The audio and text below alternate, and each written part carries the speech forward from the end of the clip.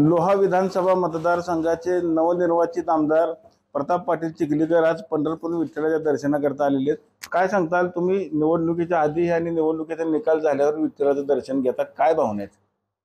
मी एकतर पांडुरंगाचा भक्त आहे आणि माझ्या पिढ्यानपिढ्यापासून पांडुरंगाची वारी चालू असते।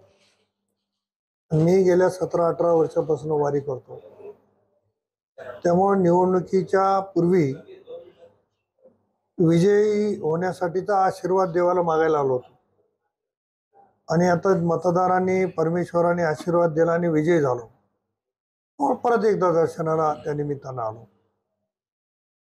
लोकसभेला ज्यावेळेस तुम्ही निवडून आला होता, अशोक चव्हाणांना पराभूत केलं होतं, त्यावेळेस संपूर्ण राज्याला वाटलं कुठेतरी तुम्हाला आता मंत्रिपद मिळेल, त्यावेळेस देखील तुम्हाला मिळालं नाही। आता पुन्हा तुम्ही विधानसभेला निवडून येताय, मंत्रिपदाची तुम्हाला संधी आहे, काय पालकमंत्री म्हणून तुमचं नाव चर्चेला येतंय, काय सांगता?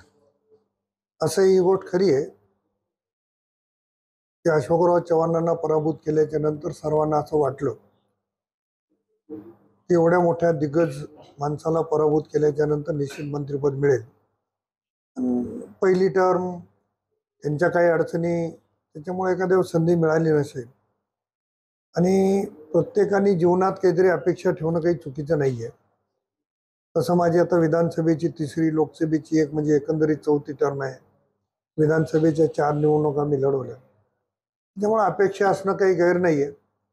पण शेवटी सृष्टी जो काही निर्णय घेईल, परमेश्वर त्यांना जे काही सुबुद्धी देईल त्याच्यातून मार्ग निघेल। काय याबाबत काही चर्चा झाली का तुमच्याशी? नाही, चर्चा वगैरे काही नाही। मी जिंकलो आणि आदरणीय अजितदादांची भेट झाली, राष्ट्रवादीच्या सर्व आमदारांना त्यांनी बोलवलं होतं। त्यानंतर मी देवेंद्रजी फडणवीस साहेबांची पण भेट घेतली आणि निवडून आल्याच्या नंतर दोन्ही मान्यवर नेत्यांनी माझा सन्मान केला। ग्रामपंचायत ते लोकसभा अशा तुम्ही आतापर्यंत 17 निवडणुकीला तुम्ही सामोरे गेलेला आहात, मात्र यावेळची जी विधानसभा होती ती कुठेतरी वेगळी होती। स्वकीयच किंवा आपली सख्खी बहीणच तुमच्या विरोधामध्ये उभी राहिली होती। कसं ह्या निवडणुकीकडे बघताय? ज्या 16 निवडणुका होत्या त्या विरोधी पार्टी होत्या, मात्र आज घरातले जेव्हा विरोधामध्ये उभारतात त्यावेळेस काय वाटतं? ही गोष्ट खरी आहे की कुटुंबातला कोणी एखादा व्यक्ती समोर असेल तर निश्चित त्रास त्याचा होतोय। पण मागच्या निवडणुकीमध्ये मीच त्यांना निवडून आणलं होतं आणि ते व्यवस्थित वागले नाही, त्यामुळं मला या निवडणुकीत उतरावं लागलं। शेवटी माझा पारंपरिक मतदारसंघ आहे। मी 1992 पासून जिल्हा परिषदेचं नेतृत्व त्या भागामध्ये केलेलं आहे आणि त्रास जरी झाला तरी लोकांनी त्यांची जागा त्यांना दाखवून दिली आणि माझ्यासारख्या कार्यकर्त्यांना लोकांनी निवडून दिलं। मी जनतेचे मनापासून या ठिकाणी आभार मानतो आणि परमेश्वराच्या चरणी नतमस्तक होतो।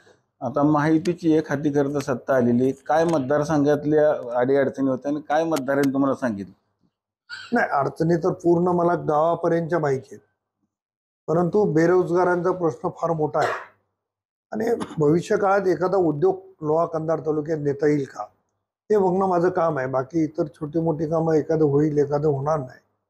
सिंचनाचा प्रश्न असेल, नवीन उद्योगाचा प्रश्न असेल, या संदर्भामध्ये मी प्रयत्न करणार आहे। तुम्ही काँग्रेसमध्ये देखील काम केलंय, भाजपमध्ये केलंय, शिवसेनेत केलंय, आता तुम्ही राष्ट्रवादीमध्ये आहात। नक्की आता तुम्ही हातात घड्याळ बांधणार का जय श्रीराम बांधणार? नाही, आता हातात घड्याळ बांधले, आता सोडायचा कुठे विषय निर्माण होतो।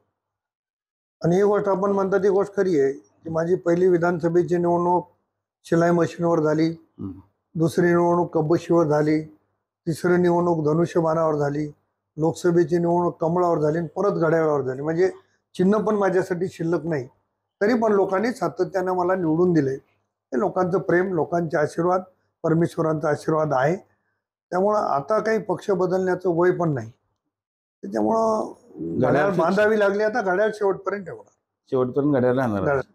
विठ्ठलाचं दर्शन घेतलं, विठ्ठलाला काय साकडं घातलं? मला मतदारांनी आशीर्वाद दिले, त्या सर्व मतदारांना सुखी ठेव, माझ्यासाठी पण पुढच्या भविष्यासाठी आशीर्वाद दे आणि जी महायुतीची सरकार आली त्यांच्या हातून चांगले कामं होऊ दे, एवढीच परमेश्वराला मागते। मंत्रिपदासाठी काय? मंत्रिपदासाठी नशिबात असेल तरच मिळते आणि परमेश्वर तशी सुबुद्धी नेत्यांना देईल आणि त्याच्यातून चांगलं काय घडेल। तुम्हाला अपेक्षा आहे अजून? अपेक्षा राहणं गैर नाही आहे, कारण मी 3 टर्म आमदार, 1 टर्म खासदार।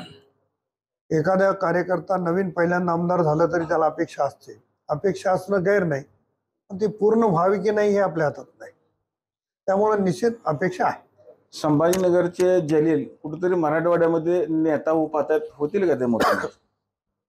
असं होणार नाहीये. त्यांचा आता पराभव झाला आहे आणि पण एक चांगला कार्यकर्ता आहे, धडपडीचा कार्यकर्ता आहे. शून्यातून त्याने निर्माण केले आणि त्याच्या धडपडीला दाद दिली पाहिजे. पण शेवटी महायुतीचे अतुल सावे यांनी मतदारसंघात अतिशय चांगली कामं केली म्हणून लोकांनी त्यांना मतदान केलं.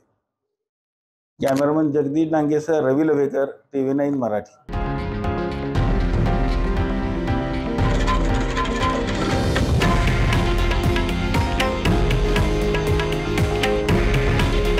हे आहे देशातील नंबर 1 न्यूज नेटवर्क आणि आपण पाहत आहात TV9 मराठी. काळजी तुमची, हित महाराष्ट्राचं.